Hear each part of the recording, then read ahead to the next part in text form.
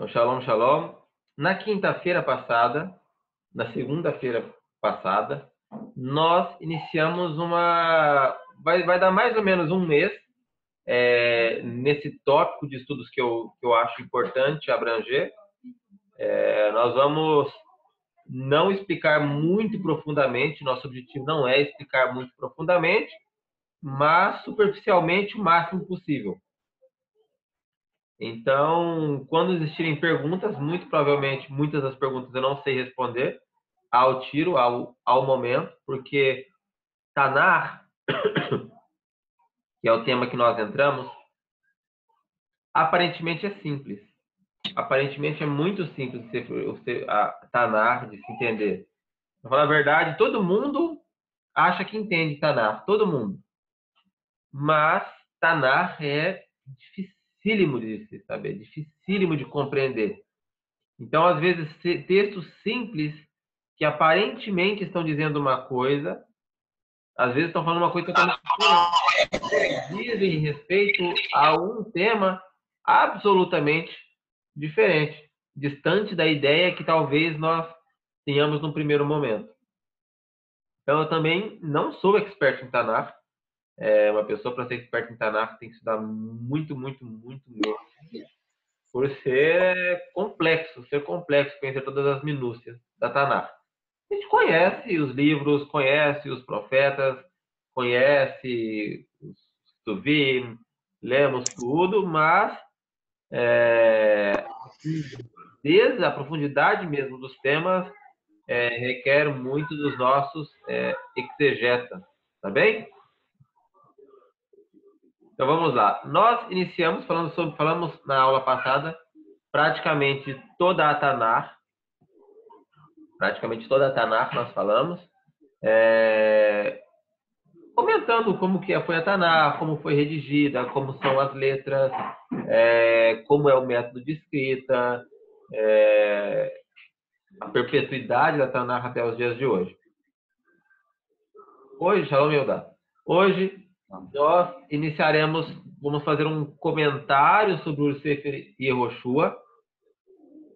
Yehoshua, que ele é, após Moshe Rabbeinu, o primeiro profeta que vem na sequência de Moshe Rabbeinu.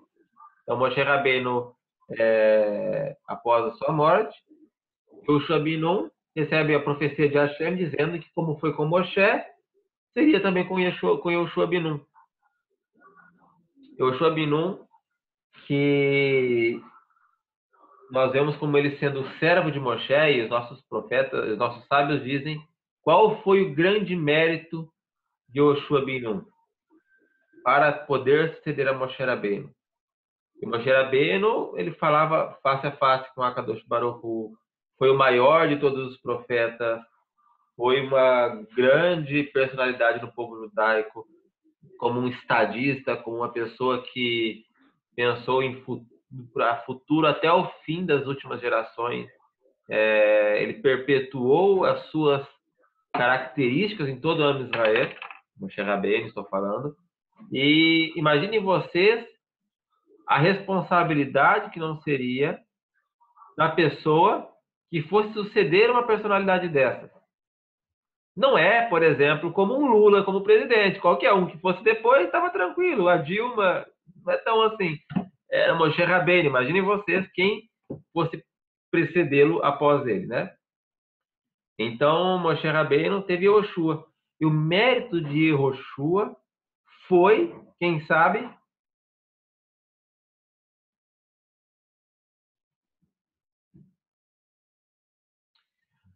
Ser discípulo de Moshe Rabbeinu. Não foi. Obedeceu o Eterno como Moshe? Não. Foi dar continuidade ao serviço de Moshe. Sim, mas por que ele recebeu? O que ele fez? Então, por exemplo, ele tinha o quê? Ele estudava muito, ele guardava Shabat, fazia Tzedakah. Ele foi um dos espias, mas não foi isso, Augusta, que fez ele merecer. Aí ficou ruim. Ele servia, Moshe. Sim. Ele servia. Então, o mérito de Yehoshua Binun foi servir.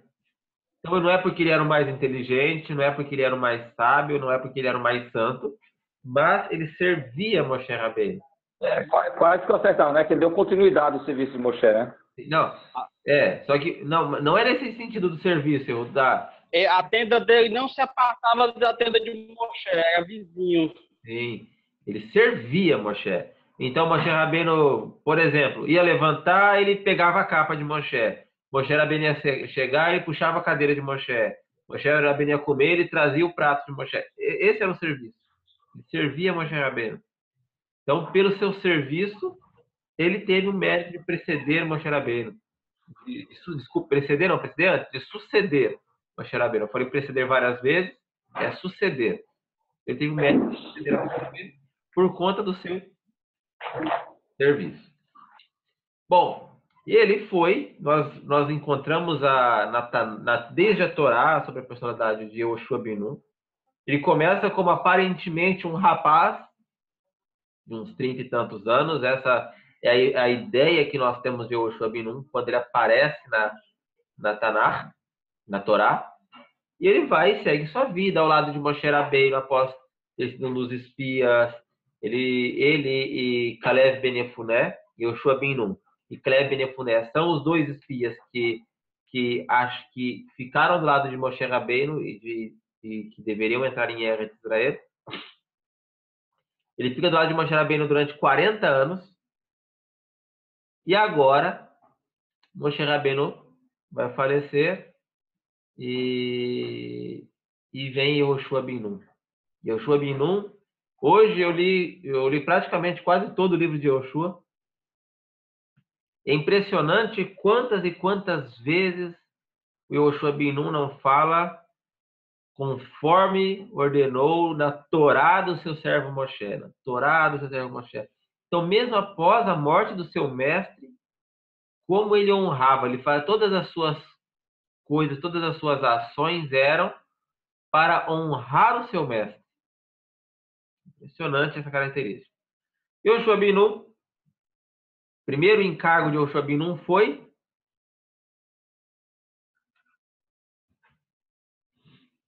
qual foi o primeiro desafio de Yehoshua ben Nun?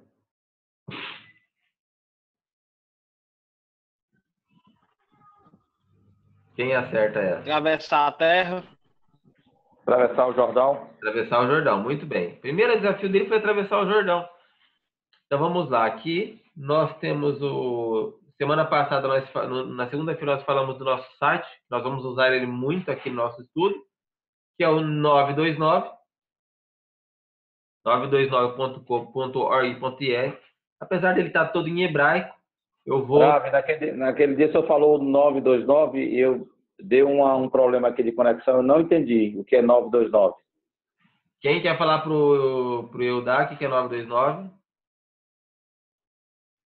São os 929 capítulos do Taná. Exatamente, são os 929 capítulos Procede. da Tanakh. Procede. Não é código não, né? Não, esse não. Eu queria ver se eu conseguia compartilhar o meu áudio aqui para vocês. Deixa eu ver se eu... aqui, peraí. Dá no mesmo código. Tem 2 T e um B no meio, dá um código. Tá. Vocês estão vendo aqui a minha tela, né? Do computador, do 929. Sim, estou vendo. Então vamos lá. Aqui no 929, quem entrar aqui pode escolher aqui o livro Nevi'im, Yehoshua. Ah, mas eu não sei ler em hebraico, então pode vir aqui embaixo, olha só. E dar play na leitura. E pode acompanhar, muito simples acompanhar. E eu aconselho que façam isso, porque é um hebraico muito lento, lido muito vagarosamente e praticamente muito fácil de entender. Vamos dar um play aqui só para vocês escutarem um pouquinho. יהושע פרק א'. ויהי אחרי מות משה עבד אדוני, ויאמר אדוני אל יהושע בן נון, משרת משה לאמור. משה עבדי מת, ואתה קום עבור את הירדן הזה, אתה וכל העם הזה, אל הארץ אשר אנוכי נותן להם לבני ישראל. כל מה...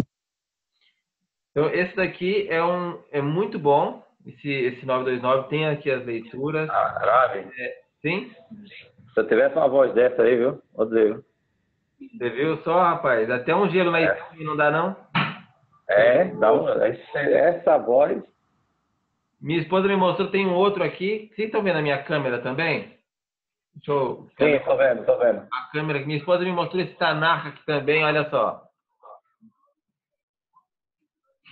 Tem em português e em hebraico, quem quiser. Olha só. Tem português e em hebraico, para quem tem um Tanakh fácil também em mão. Depois eu O passo. áudio também em português? Esse não. Ah, Aí é com Cid Moreira, né? Por enquanto nós temos o nosso aqui, né? Deixa eu ver aqui. Ah, tem ou não? Não sei. Ah, tem áudio sim. ouvi quando a senhora falou.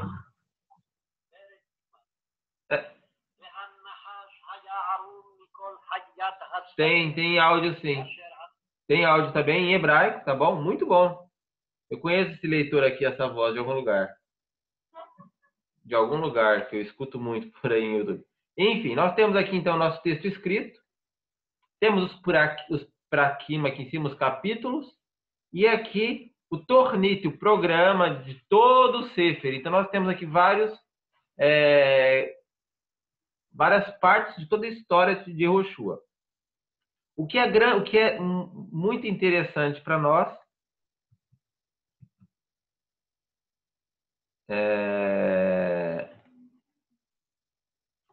o que é muito interessante para nós é o seguinte, o que eu quero mostrar para vocês aqui. Além do programa que nós temos ali em cima, quero mostrar para vocês o mapa.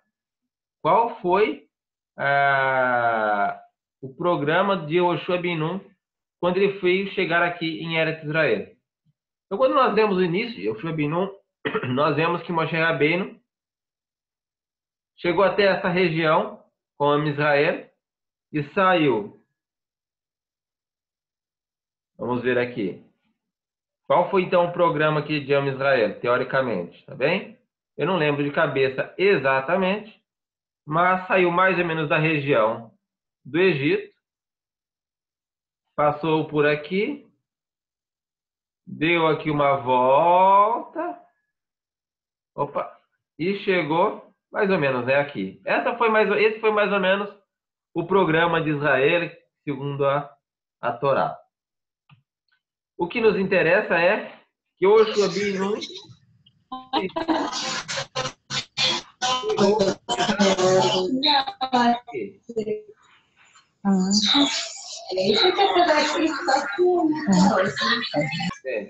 peraí.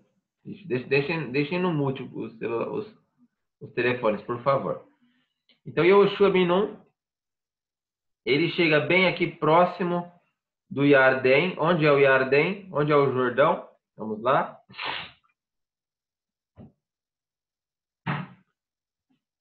Aqui está Yehoshua ben Nun no capítulo 1. Aqui está o Jordão. E aqui está Jericó.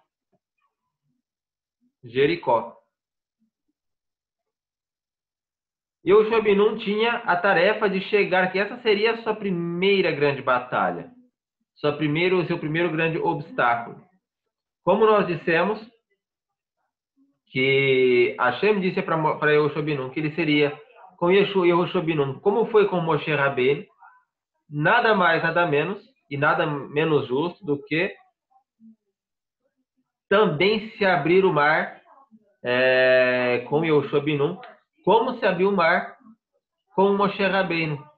Então, o primeiro grande milagre, sob ordem de Yehoshua ben Nun, foi justamente a abertura do mar.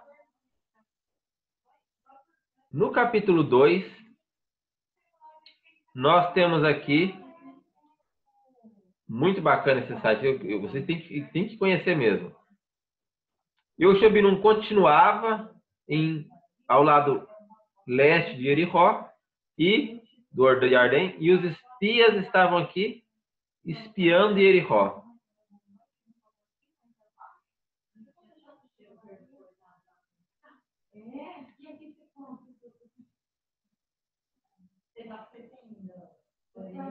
Vamos ver aqui nos próximos capítulos que temos de interessante. Na grande batalha de Jericó, que nós temos aqui nessa primeira batalha de Jericó, está aqui no VAR.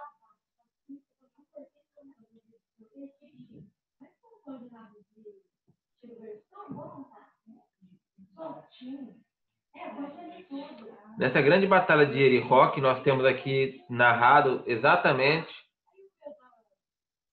o que foi acontecendo em cada parte da Tanakh. Nós temos aqui em hebraico, que era Jericó e etc. O grande diferencial e o grande ápice dessa história é Arahab. O que é essa Arahab? Sim? Esse site é judaico? É, totalmente. Por que está mostrando aí no mapa aí o batismo de Jesus? É um ponto histórico, né? É do Google Maps, na verdade, isso daqui. Ai, meu. É muita saudade, né, Ribamar? É o Google Maps isso aqui. Então, se eu for aqui no Iraque, sei lá, tem as mesquitas, tem tudo, entendeu? Tá. Como ele usa o Google Maps, não tem como você tirar algumas informações, entendeu? Ah, tá certo. Não, então é do Google, não é o site está usando esse mapa, mas é do Google, né? Exatamente. Tá bom. Então, vamos lá. Então, o grande diferencial que nós temos aqui no nosso Sefer Yehoshua e de Jericó é a sagacidade de Yehoshua bin Nun como chefe militar. Ele tinha uma sagacidade, ele tinha uma inteligência tão grande que ele utilizou em todas as suas batalhas. E você escutando a batalha de Jericó, a batalha de Ai e as outras batalhas que ele tinha ideias para vencer, ele era um exímio chefe militar. Ele era um general. Hashem soube exatamente quem precisava suceder Moshe Rabbeinu. Ele não era uma pessoa que se dedicasse em Torá somente, não seria uma pessoa que fosse só um rabino. Não. Nesse momento da história, Hashem precisava de um general. E o Yehoshua bin Nun foi o exímio general. Quando ele manda os espias espiarem Jericó, aonde os espias vão? Na casa de uma Exazoná, na casa de uma prostituta. E por que eles vão na casa de uma prostituta? Quem tem uma ideia de por que os hebreus foram justamente na casa de uma prostituta? Porque lá andava todo mundo. Lá era um local, vamos dizer assim, um lugar, entre aspas, público, né? Lá todo mundo sabia de tudo. Lá onde as mulheres sabiam de tudo que se passava na cidade. E eles precisavam de informação. Espiões precisavam de informação. E Rahab, que não era boba nem nada, ela disse: nós já sabemos que vocês vão destruir tudo. Nós sabemos que o Deus de vocês nos entregou na mão de vocês. Então, a única coisa que eu peço é que me salve. E a mim e a minha casa e a casa do meu pai. E eles fazem aqui um juramento que salvaria ela, toda a casa do seu pai e todos que estivessem dentro de sua casa. A Batalha de Jericó é muito conhecida, todos conhecem que durante 6 dias, deram uma volta em volta de Jericó. No 7º dia, as muralhas vieram ao chão e Rahab foi salva junto com toda a sua família.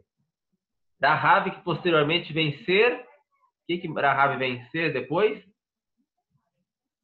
Ela vem, Mashiach será descendente dela, né? Mashiach será descendente de Rahab. Por quê? Ela casou com o pai de Boaz, né? O pai de Boaz. Não, Rahab. Eu perdi aqui. Rahab casou-se com Yehoshua. Rahab casou-se com Yehoshua bin Nun. Ela foi esposa de Yehoshua. Mas o texto da Taná diz isso ou é a tradição? É a Torá. A Torá oral diz isso. A Torá oral, né? Tá. Exatamente. Então não tem dúvida sobre a Torá oral. Nenhuma. Então, exatamente. Rahab se casou com Yehoshua. Não há dúvida sobre isso. Pois bem. Nos próximos capítulos, nós vamos ver uma série de narrações sobre as batalhas de Yehoshua. Na próxima batalha de Yehoshua é contra uma cidade chamada Ai. Vamos ver onde nós estamos aqui. Então, Yehoshua, que entrou por Jericó, venceu Jericó, seguiu seu caminho e agora ele chega em Ai, a próxima cidade no caminho. Eles encontraram, olhem só a ideia de Yehoshua, eles encontraram um problema em uma primeira batalha, onde os homens de Ai foram mais fortes. Então, qual foi a ideia deles? Olhem só. Existia uma cidade, vamos fazer aqui um desenho para vocês. Tem a cidade. E as batalhas se davam não dentro da cidade, se davam na região da cidade. Vamos supor que foi aqui a batalha. Yehoshua colocou uma quantidade de pessoas e ficou aguardando todos os soldados aqui. Quando a frente de batalha de Yehoshua recua, os soldados de Ai, o que eles vão fazer? Correr atrás. Yehoshua havia colocado um deslocamento para incendiar Ai. Então, os soldados se distanciaram da cidade, as pessoas vieram e incendiaram toda a cidade. E agora, quando as pessoas de Yehoshua começam a correr atrás deles, os soldados, e eles se voltam para a cidade, veem a cidade toda em chamas. Qual que era a única coisa que eles poderiam fazer? Mais nada. As famílias já estavam repartidas, os animais poderiam estar mortos, as casas já estavam destruídas. Então, Yehoshua, o que ele faz? Novamente, destrói, vence fortemente toda essa batalha contra Ai. Nos próximos capítulos de Yehoshua, nós vemos uma série de batalhas com vários reis. Então, naquela época, as cidades e as regiões eram dirigidas por reis. Então, havia um rei em Jerusalém, um rei em Hebron, um rei em vários lugares. E tinha os Jebuseus, tinham vários reis, de Hebron, de Ramot, de Laquish, um rei em Jerusalém. Então, existiam vários reis. E Yehoshua vinha um a um, destruindo todos esses impérios. Todos, completamente.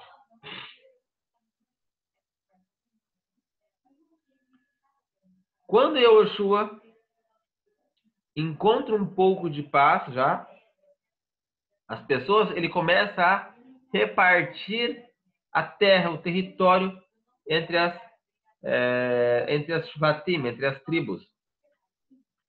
Então, as 3 primeiras tribos que receberam herança, quais foram? Metade da tribo de Menaché, que era muito grande, a tribo de Gad e a tribo de Reuven, que ficaram do lado oriental do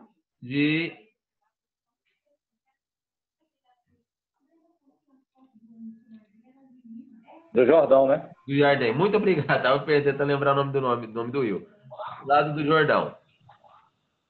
As próximas tribos que foram recebendo suas porções foi Yehudá e Shimeon. Yehudá que tinha sua divisa em Jerusalém, e Shimeon, que ficava bem no meio de Yehudá. Aqui quais foram, nós já temos todas as tribos distribuídas. E quando nos aproximamos do fim da distribuição de terras por Yehoshua, esse é o cenário que nós temos. Com todas as tribos de Israel, exceto, olhem que interessante, essa região nunca conseguimos ser totalmente independentes. essa pequena região aqui. Sempre, sempre, sempre tiveram Filistim, que eram os filisteus da época, nessa região costeira.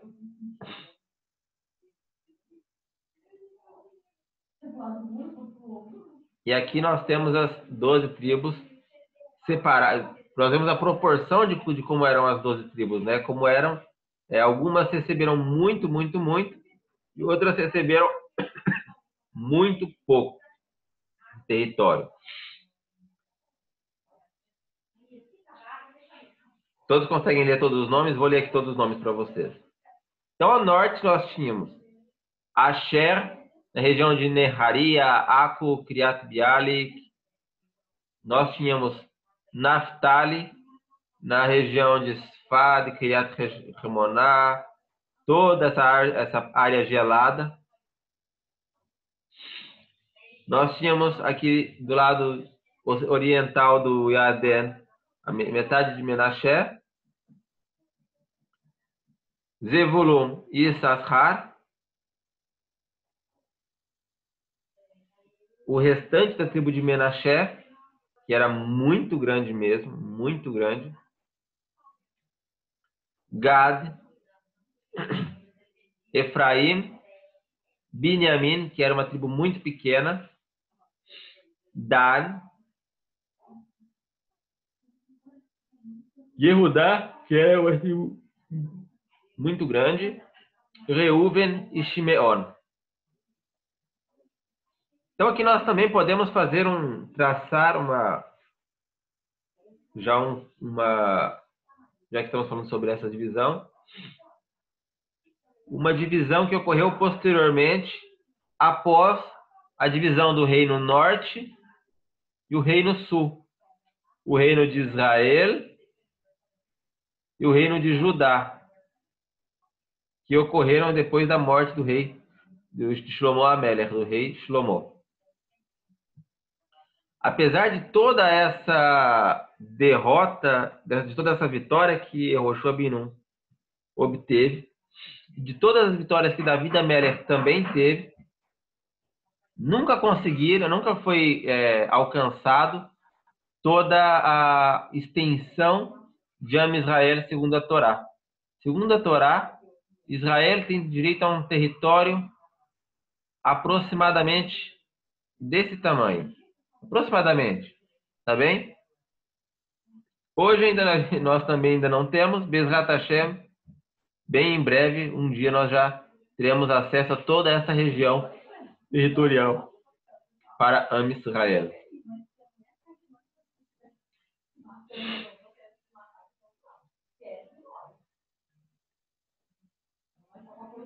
Vamos ver aqui, o que mais nós temos. Ao se aproximar do fim aqui do livro de Yehoshua,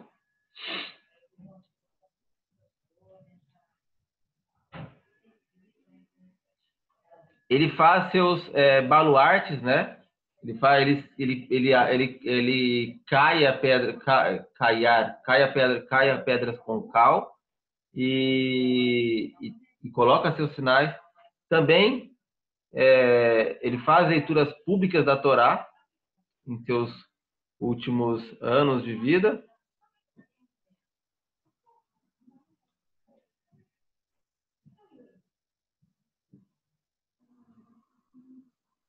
Como é que está escrito aqui? Correto. Então ele faz uma leitura aqui do Sefer Torá, onde aqui entre Bekamot, Hara, Zubaidá e etc. Eu quero encontrar aqui, vamos ver se eu encontro para vocês, aonde foram feitas as leituras que os Kohanim e os Leviim leram a Torá para Israel. Foi aqui. O Monte Gerizim, o Eval, não, Rafa? Exatamente. Eu quero encontrar aonde foi feita a leitura que eu quero mostrar para vocês. Tá bem em cima aí. Foi aqui mesmo, né? Vamos ver aqui então. Aqui o Nevar tá.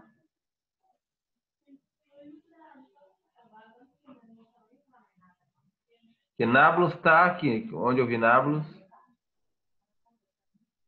Aqui, Nablus. Aqui nós temos os dois montes. Exatamente aqui. Vamos ver aqui. Har Gerizim.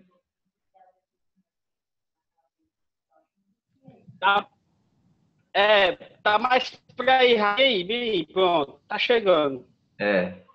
Aí quero achar o outro. Aqui nós temos o Gerizim. Cadê o outro? Deixa eu ver se eu encontro aqui.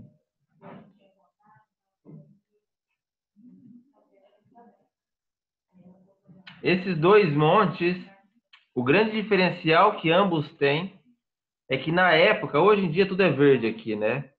Mas na época, enquanto uma dessas montanhas, uma estava diante da outra. Enquanto uma era totalmente verde, a outra era totalmente pedra.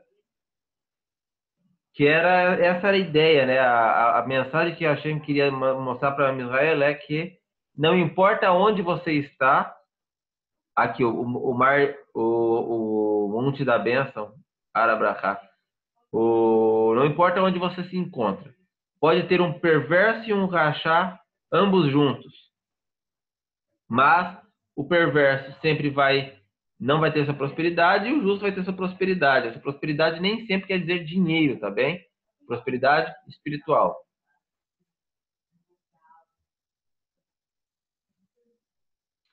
E por fim, após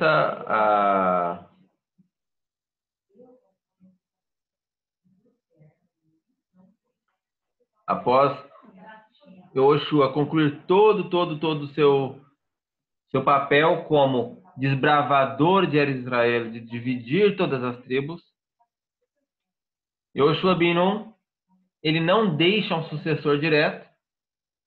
Não sei se isso foi um acerto ou foi um erro, mas foi assim que aconteceu. Mas foi assim que aconteceu. E, após a sua morte, Israel entra para um período chamado de período dos juízes, onde os juízes passam a dominar o poder político-religioso de Israel. Então, até o tempo de Yoshua ben Nun, Israel se manteve fiel à Torá, fiel aos preceitos de Hashem. Uma coisa muito importante que também foi feito por Yoshua ben Nun, que eu vi aqui nos capítulos anteriores, deixa eu ver se eu encontro para vocês, quero ver quem sabe o que se trata.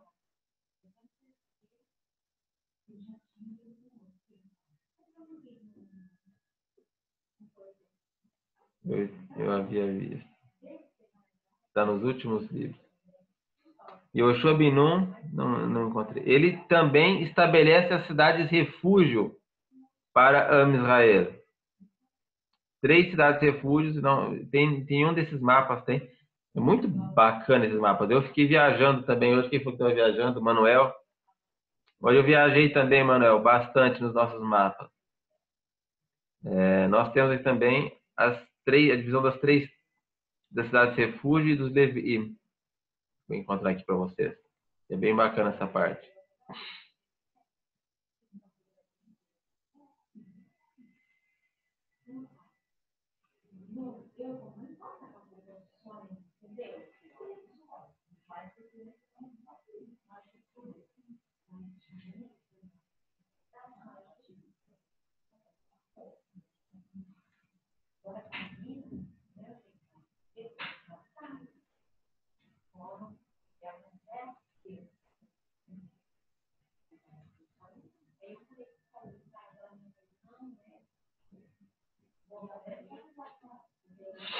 Não encontrei. Mas tem. Fica perto das fronteiras, não, Rabi, cidade de refúgio. Eu quero saber o Das fronteiras aí. É o capítulo 13? Rabi? Sim.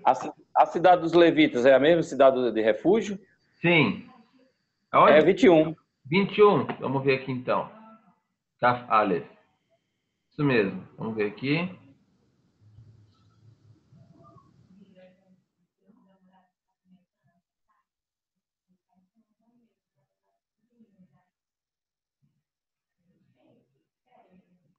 Na verdade, é o capítulo 20, Ravi. 20. Vamos ver aqui se a gente reconhece as cidades de refúgio. Não, aqui eles estão colocando os reinos que foi destruído por Yehoshua também. Enfim, quando nós encontramos todas as passagens que nós temos aqui na Torá, nós vamos encontrar também na Tanakh, nós vamos encontrar o mapa. É muito bom para quem gosta de estudar mesmo para valer. Esse site ele é maravilhoso nisso. Semana que vem nós vamos falar um pouco sobre Juízes e vou tentar fazer... No capítulo 20 diz que o Eterno disse a Josué: fala aos israelitas e diz-lhe: designai a cidade de refúgio. Aqui, Areia Levim, é exatamente aqui, está no 21, Areia Levim. Então nós temos aqui a cidade dos levitas, Aqui, É pessoas que cometiam homicídios involuntariamente, não é isso? Exatamente. Eram as pessoas que cometiam sacrifícios assassinatos involuntários, poderiam fugir, mas ele tinha que ser julgado para poder ir para lá. Não era tão simples assim, não. E ele só saía de lá com a morte do sacerdote, né, do sumo sacerdote. Aqui, essas aqui são as cidades, 13, 12, 10 e 13. Essas são as cidades refúgio aqui. E onde eram as cidades levitas. Está no 21. Essa era a região onde ficava as cidades refúgio. Mas Moisés também fez cidade de refúgio, não? Moshe não fez, Moshe não entrou, ele deu... Teriam que ter 6. Tá bem? E Yehoshua, se eu não estou muito enganado, ele estabeleceu 3 cidades de refúgios e outras 3 foram estabelecidas depois. Porque é um problema, a cidade de refúgio aparentemente é simples, as leis de cidade de refúgio, mas não é tão simples assim. Por quê? Porque a cidade de refúgio, olha a lógica, elas têm que ser a mesma distância de um lugar a outro. Então, se eu dividir Israel em 3, vamos supor, dividir aqui e aqui. Então, teoricamente, eu teria que ter uma cidade de refúgio aqui e uma aqui, correto? Correto. Não, não está correto. Porque se eu morar aqui, por exemplo, vamos supor, se eu moro aqui, eu assassinei, eu estou aqui, vamos supor, a 40 quilômetros de uma cidade de refúgio. Mas e se eu morar aqui e assassinar? Eu estou a 120 quilômetros de uma cidade de refúgio. Entende a problemática disso? Aí qual é a lógica disso? A lógica é que a cidade de refúgio ela tem que ter... A regra da cidade de refúgio é uma regra radial. Radial, que eu quero dizer, é que aqui e assim, mais ou menos. Ou seja, existe um raio de... Vamos lá, as 3 cidades de refúgios. Tem que ter uma aqui e uma aqui. Porque aqui tem um raio, que tem o mesmo raio aqui, que tem o mesmo raio aqui, entendeu? Para que qualquer ponto de Israel que eu cometesse um assassinato, eu estivesse à mesma distância de qualquer cidade de refúgio, entenderam? A lógica? Entendi. Então não é só dividir em 3. Isso é uma problemática muito grande. E qual que é outro problema depois? O problema depois, você vai ter que pôr mais 3. Então onde você vai colocar mais 3 aqui no meio de tudo isso, entendeu? Se você pôr uma aqui, outra aqui e outra aqui, por exemplo. Aí, no caso, as cidades dos levitas serviria também como cidade de refúgio, não é isso? Exatamente. Então, mas é complicado. As leis de cidade de refúgio são complexas. Eu já estudei algumas coisas, mas não é nada fácil. Ravi, tem alguma coisa parecida hoje em Israel sobre isso? Quem comete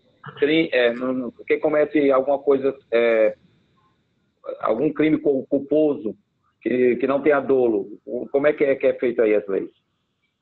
Israel não tem um sistema Bom, deixa eu concluir aqui, eu vou concluir o livro Sefer Yehoshua, e eu te respondo isso, tá, Eudá? Porque a gente já vai entrar em outros temas. Então, Sefer Yehoshua, ele é um Sefer muito bonito de ser lido, muito bonito de escutar a sua leitura. Quem geralmente todo mundo faz muito tempo que leu, né? Sugiro que voltem a reler a Torá, a Tanar, porque em geral, a grande maioria das pessoas quando entram no judaísmo param de ler a Tanar, que é um erro.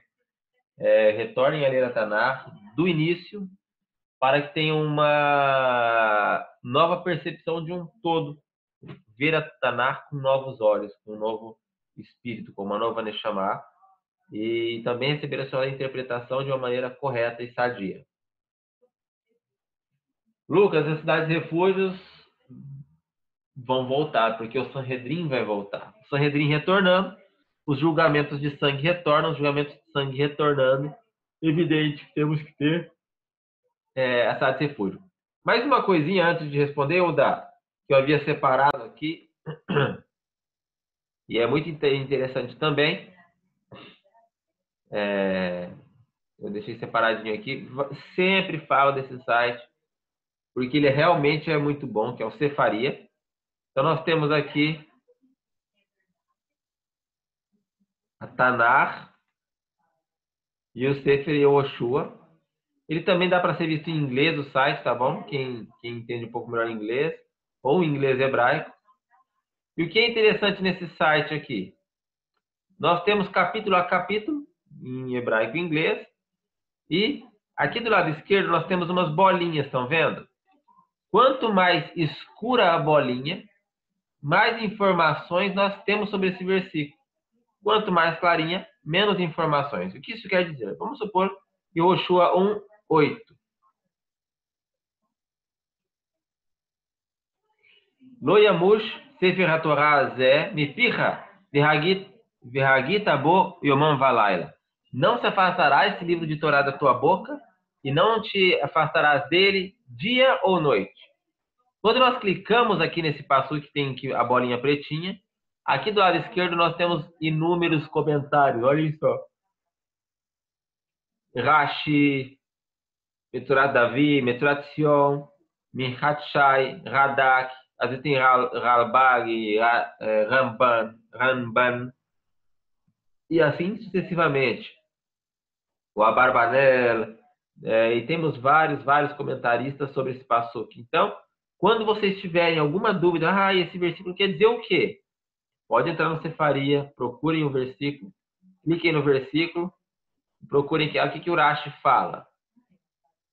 Tá vendo? Em inglês, muitas das vezes, colocando no Google Tradutor, muito fácil de traduzir, tá bem? Um prato cheio para quem tem suas dúvidas aí, sejam quais forem, a respeito da Tanakh. Bom, eu dou a sua pergunta sobre o sistema... Dúvida eu não tenho, mas quero aprender mais e mais, né? Sim. A sua pergunta sobre o sistema legislativo de Israel. Hoje, Israel não tem um sistema legislativo que seja conforme era na Torá, não totalmente, tá bem? Então, nós temos 2 tribunais em Israel hoje, 2 sistemas judiciários, com o qual você pode escolher. Você pode optar por que sistema de julgamento você vai querer. Por exemplo, eu tenho uma disputa comercial com uma pessoa, com um sócio meu. E nós dois somos judeus e somos religiosos. Nós dois não vamos procurar o Supremo Tribunal aqui de Beersheba para resolver nosso problema. Nós vamos procurar um tribunal rabínico para resolver nosso problema, que seria quase como um tribunal de pazes no Brasil. Porém, aqui em Israel, se eu opto por resolver um problema num tribunal judaico-religioso, eu não posso dizer, não aceito esse julgamento. Porque Israel concede aos tribunais religiosos a mesma autoridade que um tribunal judicial, para grande parte de casos, tá bem? Então, casos monetários, disputas familiares e alguns tipos de desculpa relacionados de pequenas causas só podem ser resolvidos em tribunais rabínicos, tem peso de lei. Então, se as duas partes concordam em levar para um tribunal rabínico, e o tribunal rabínico dá o julgamento, não pode procurar agora uma corte civil.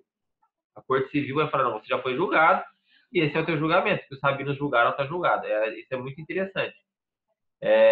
Israel, os sistemas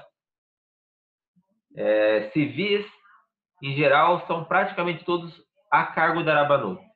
Isso quer dizer que uma pessoa se casa ou deixa de se casar em Israel.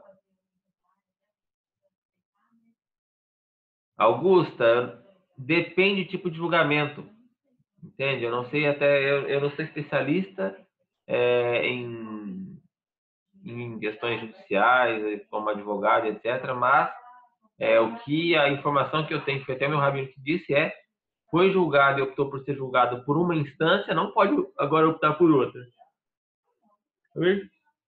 Então, as causas civis são a cargo da Rabanut. O que isso quer dizer? Quer dizer que casar ou separar somente a cargo da Rabanut. Ou outras religiões. Então, por exemplo, uma pessoa que seja cristã e queira se casar com outro cristão, ele vai na igreja dele e o governo dá autoridade para essa instituição para realizar casamento dentro da igreja dele. Mesma coisa com os muçulmanos. É reconhecida a instituição muçulmana como executador de casamento muçulmano. E as instituições judaicas são reconhecidas para casamento entre judeus. Qual a problemática disso? Os judeus só casam com judeus.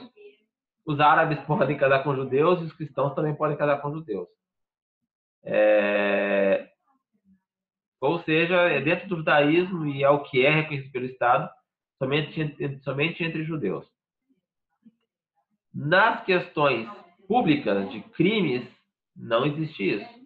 Nos crimes e nas questões de sangue, são todas resolvidas pelo Tribunal Civil de Israel.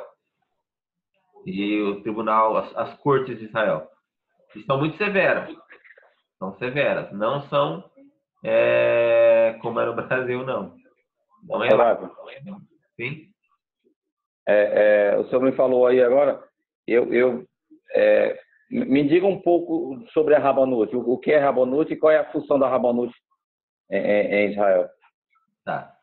Rabanut é a instituição máxima dos rabinos, entre aspas, do mundo. Por que a gente fala do mundo? Porque Israel é o centro do mundo. Israel é o centro do judaísmo. Ou seja, Israel tem um sistema judaico onde sempre um rabino ele tem um superior. Um rabino sempre tem um superior. Ou 2 ou 3 superiores. Não existe um rabino isolado sozinho no mundo. Não existe isso. Ele tem um rabino que ele se reporta. E isso vai subindo. Então, 50 rabinos se reporta um. Esse se reporta outro, se reporta outro, se reporta outro, até chegar, no nosso caso dos Faradim, ao Rishon LeZion. Rishon LeZion é o rabino-chefe da Rabanut. E, consecutivamente, é o nosso rabino-chefe. Rabi, tem 2 rabinos-chefe aí da Askenazi, é isso? Tem o rabino-chefe Faradi e Ashkenazi. Sim, e outro, todos os rabinos do mundo estão submissos à Rabanut? Como as outras linhas? Nem todos. Não? Nem todos. No caso, a Rabanut é ortodoxa. É ortodoxa. Ah, então os rabinos ortodoxos são submissos. São submissos. Só que aí tem vários problemas. Por exemplo, existem as linhas ortodoxas que são anti-sionistas, que são, em grande parte, Haredim. Os Haredim anti-sionistas, eles não aceitam a instituição da Rabanut, porque eles falam que é uma instituição sionista, que é uma instituição que está a favor do Estado de Israel, e está mesmo. E etc. Eles acham um monte de defeitos e eles não aceitam as instituições da Rabanut, tá bom? As ordenanças da Rabanut. E esses caras estão aí em Israel? Então, tem em Israel muito, para falar a verdade. Quer dizer que eles estão na casa dele, moram, recebem todo o benefício e são contra. Estão contra. Estão contra. Tá bom. É uma Tá vergonha. Na grande vai falar. É. A verdade é que é uma vergonha isso. Eu tenho uma baita de uma birra quanto a isso. Eu sou bem. É tipo os testemunhos de Jeová aqui, né? Recebe todo o benefício do governo, mas são contra o Estado, são contra o governo. Eu poderia falar um monte aqui sobre contra Haredim, eu não gosto muito de estar falando. Não, vamos para frente. É muito contra muitas coisas. Não serviram um exército. Está tendo vários protestos em Jerusalém porque eles estão se revoltando, porque saiu uma lei que agora todo mundo tem que servir o exército. E é evidente, você mora num país, seja qual país for, se fosse na Europa, se fosse no Brasil, você tem que servir. Não tem essa, não tem choro. Aqui serve, tem que servir mesmo, vai. Se tiver uma pior que o exército de Israel não é feito de legiões estrangeiras, só judeu, né? Só judeus.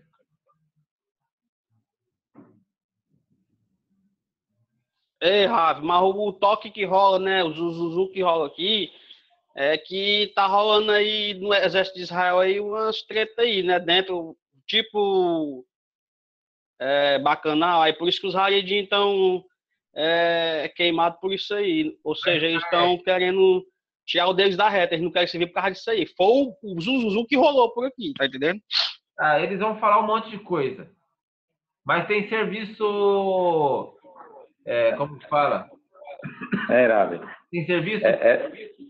Uma pessoa que ela é religiosa, mulheres principalmente, não precisa servir o exército como serviu o exército, ir lá pegar na guerra e tudo. Ela pode fazer serviço para o Estado. Nem administrativo não é, Lucas.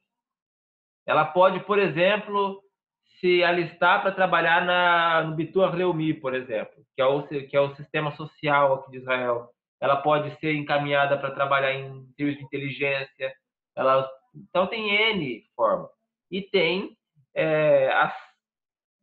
os pelotões religiosos. Você está tendo sem vergonhice. Nos pelotões religiosos, a culpa é de quem? Me diz, quem que é a culpa, então? Se tem sem vergonhice. A desculpa... Não é dos que são. Rabi. Entendeu? Então, a culpa não é de ninguém, não. A culpa é de quem está dando problema. Então, eles querem fazer com direito, eles fazem direito. A desculpa deles é que as moças deles não podem tomar banho no chuveiro junto com as outras, todo mundo nua. É o que a gente ouve. Que eles não podem porque são religiosos. Acho que só desculpa. Como que a mulher faz mikve aqui? Como que o homem faz? Você entra na mikve aqui... Tem que ter uma testemunha, né? Parece sauna. Pior que sauna. Tá todo mundo pelado lá dentro. Por que não pode no Savá? É só desculpa, é questão política, isso aí tem nada a ver com religiosidade, não. Exatamente. Então, é má vontade. Exatamente. Então, enfim, continuando aqui onde estava falando mesmo antes de falar do Savá. Então, aí temos essas instâncias administrativas. Bem?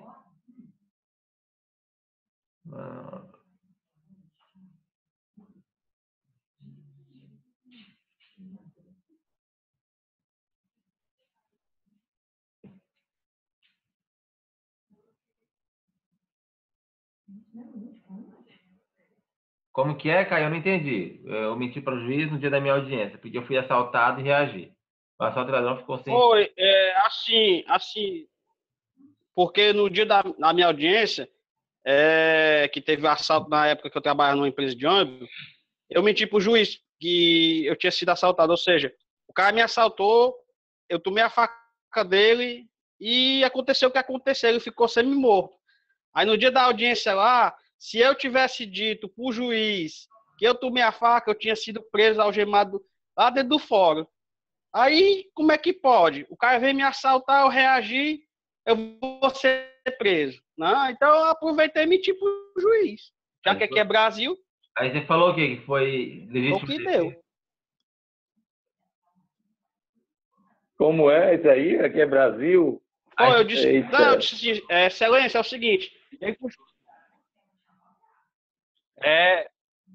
Peraí, deixa eu falar. Eu disse, excelência, é o seguinte, ele puxou a faca para mim e eu corri com medo.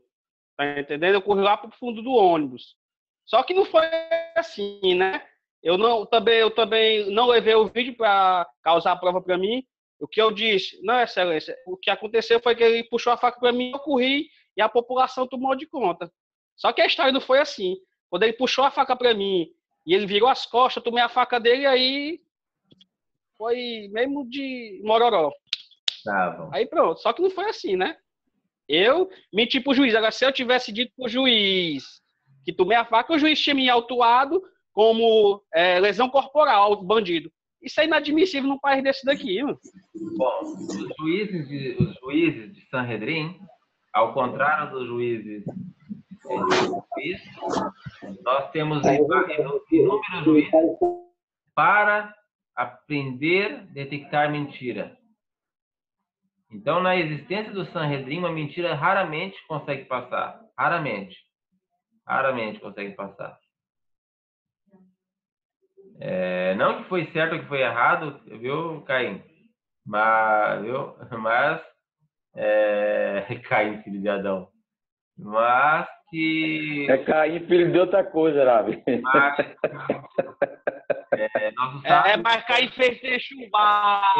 Caim fez chuvar, você sabe. Mas nossos sábios, eles são treinados para detectar mentiras em tribunais. E são inúmeros, tem que ganhar 70 rabinos num caso desse, para não ser levado à pena de morte. Quem estudou conosco, isso é uma coisa séria, quem estudou conosco, o Sheva Mitzvot Bnei Noach, sabe que uma pessoa, antes de se converter ao judaísmo, não pode assassinar, nem por legítima defesa. Tá bem? Um Bnei Noach, por hipótese alguma, pode matar, nem legítima defesa. Um Bnei Noach que mata, ele vai ser morto. Rabi, essa questão do Bnei Noach, o judeu pode matar por defesa, né? É assim. Oi, Eudá? Um judeu pode matar em legítima defesa, né? O judeu pode. Então é melhor ser judeu. Aí. Sobre o Olha aí, Yoshua, a maldade dele. Sobre a Tanar. Então é melhor ser judeu do que ser Bnei Noach. Sobre o livro de Yoshua e sobre a Tanar. Não é maldade, não, é só defesa. Sobre o livro de Yoshua e sobre a Tanar, ficou alguma dúvida? Alguém tem alguma pergunta para fazer sobre o livro de Yoshua ou sobre a Tanar de uma forma geral? Rabi, não, só pedir desculpa porque esse livro ele expande muito e surge muitas perguntas. Só pedir desculpa, mas foi legal, foi muito bom essa aula. Vamos tentar aqui, ficou bem claro, né? O Sefer Yoshua é muito bom. Tentem escutar o Sefer. Eu, hoje, escutando, tinha vários momentos que eu me emocionava, assim, de como da admiração que o Yoshua tinha por Moshe Rabbeinu. Como é impressionante. Impressionante. De se falar assim, ele já fazia 40 anos que o Moshe Rabbeinu já tinha falecido e como que ele ainda tinha aquele amor pelo seu mestre. Uma forma especial de tratar o ensino que ele havia recebido de Moshe. Sim? Eu acho isso maravilhoso, sabe? Eu acho isso bem legal. Mas você sabia qual é o codinome que uma pessoa dessa receberia aqui no Brasil? Como? De babão. Babão, né? Entendeu? Porque quando alguém ama, quando alguém serve, quando alguém se dedica a uma causa, as pessoas aqui interpretam mal. Então, eu vejo o livro de Josué uma coisa assim, uma dedicação tremenda ao seu Senhor. Em absoluto, né? Que a gente possa aprender isso, vamos ver se a gente consegue, Bezrat Hashem, cada livro que nós estudarmos, aprender um pouco. Eu acho que esse livro de Yoshua, para nós, essa é a grande mensagem dele, né? Como que duas grandes mensagens. Primeira, do servo, de como nós temos que aprender a servir a quem nós admiramos. Seja quem for essa pessoa, seja nossa esposa, seja nosso pai, seja nossos amigos. Então, esse serviço por amor em servir, é uma grande mensagem para nós, nesse tempo de Yoshua, e cumprir fielmente esse trabalho. E a segunda grande mensagem que eu acho que esse livro de Yoshua ele nos traz é que a Hashem, ele coloca a pessoa certa na situação certa. A Hashem não se engana. Então, no momento que precisou de um Moshe, ele teve um Moshe. Quando ele precisou de um Yehoshua, ele teve um Yehoshua. Quando ele precisou de um David, ele teve um David. Quando ele precisou de um Shlomo, ele teve um Shlomo. E assim sucessivamente. Então, Hashem, como ele conduz a humanidade e a história para chegar até o hoje. Então, muitas a gente falando agora da causa Haredi, desse problema todo, o grande problema que eu vejo, que é o que gera esse grande filme até hoje, esse ódio por Israel, porque eles têm ódio do território de Israel, e eu vi rabinos falar isso já, para vocês terem uma ideia. É porque foi um Hiloni que fez, Theodor Herzl, que ele botou a mão na massa, ele não era nem um pouco religioso, ele era Hiloni. E ele quis fazer Israel e ele fez. Aí a gente para e pensa, se a gente fosse ficar esperando por um Haredi, vocês acham que ia ter Israel hoje? Não ia ter. Davi Ben-Gurion, Golda Meir, nenhuma dessas pessoas eram religiosas, né? Entre aspas, eram um pouco religiosas, né? Todos vão ter um pouco de religioso. Mas é isso que eu falo. A Hashem, ele usa quem ele quer na hora que ele quer. Então ele quis usar o Theodor Herzl para fazer com que a gente tivesse o Estado de Israel. Agora tem que aproveitar o Estado de Israel. Tem méritos. Olha a quantidade de méritos. Por mais Heloni que ele fosse, ele pode ter comido porco todos os dias da vida dele. Ele não pode não ter guardado um Shabat que seja. Agora olha o território de Israel. Quantas sinagogas que não guardam Shabat? Quanta comida kasher que não tem aqui? Todos os méritos que se frutificaram de uma pessoa que não tinha tanto mérito, que sejam acreditados para ele. Então as pessoas, elas não têm um pouco essa noção, os não religiosos. Como não foi nenhum Rebbe deles que fez nada, que não faz nada, então eles ficam nessa briga. Então essa é a grande problemática. Então a gente tem que entender também isso, voltando a Yehoshua, que achemos a pessoa certa no momento certo, para a função que ele bem quer. Vou ficar por aqui o nosso shiur. Tem um Shabbat Shalom muito especial. Espero fazer, então, pedindo umas receitas para mim de novo. Tentar fazer uma receita de frango por esses dias. Bezrat Hashem. E vamos nos falando. Quem ainda não conseguiu fazer o login pelo celular... É mesmo, Rabi. Eu nunca mais dou receita, não. Eu vou tentar fazer. Shabbat Shalom, Rabi. Shabbat Shalom a todos. Nos vemos segunda-feira e estejam presentes no shiur da vida, tá bem? A vida é um pouco triste. Quando a pessoa uma parte... Foi muito bom ontem, viu, Rabi? Foi muito bom, viu? Sobre o zelo na sinagoga, viu?